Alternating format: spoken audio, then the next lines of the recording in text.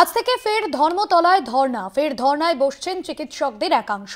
Joint platforms of ডক্টরসের তরফে অনুমতি চাওয়া হয়। অনুমতি চেয়ে কলকাতা পুলিশকে ইমেল করা হয়েছিল। ধর্ণার অনুমতি এখনো পর্যন্ত পুলিশ দেয়নি, তবে চিকিৎসকদের ধর্ণার অনুমতি দিয়েছে Kolkata high court.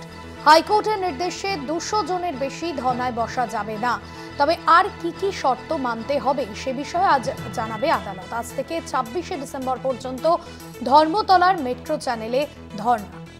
Joint platform of ডক্টরসের তরফে ধর্ণার অনুমতি চাওয়া হয়, যদিও পুলিশের তরফে অনুমতি না দেওয়া হলে কলকাতা হাইকোর্টের দ্বারস্থ হয় তারা, এবং কলকাতা হাইকোর্টের তরফে তাদেরকে এই ধর্ণায় অনুমতি দেওয়া হয়েছে। তবে এ বিষয়ে বেশ কিছু শর্ত কলকাতা হাইকোর্টের তরফে জারি করা হতে পারে, এবং সেই শর্ত মেনেই কিন্তু এই ধর্ণা কর্মসূচিতে বসতে পারবেন চিকিৎসকরা। সেক্ষেত্রে কি কি শর্ত দেওয়া হয় সেদিকে নজর থাকবে।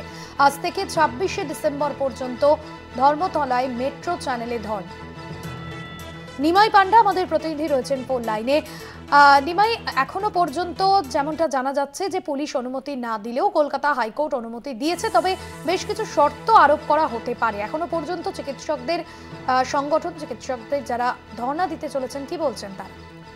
দেখো ভাস্বতী, মূলত 17 তারিখ থেকে 26 তারিখ পর্যন্ত এই ধর্ণা অবস্থান বিক্ষোভ কর্মসূচি ছিল জয়েন্ট ডক্টরস প্ল্যাটফর্ম ডক্টরসের পক্ষ থেকে। অভয়া কাণ্ডে সিবিআই তদন্তে তারা খুশি নয়, এবং যেভাবে ইতিমধ্যে একটি মামলায় প্রাক্তন অধ্যক্ষ আর্যকরের সন্দীপ ঘোষ এবং টালা থানার প্রাক্তন ওসি অভিজিৎ মণ্ডল তারা বেল বা জামিন পেয়েছেন, তারপরেই মূলত এই বিক্ষোভ শুরু হয় এবং চিকিৎসকদের মধ্যে তারা ক্ষুব্ধ হয়েছেন। তারপর তারা লালবাজারে ধর্নার জন্য আবেদন করেন, কিন্তু পুলিশের থেকে প্রথমে অনুমতি দেওয়া হয়নি।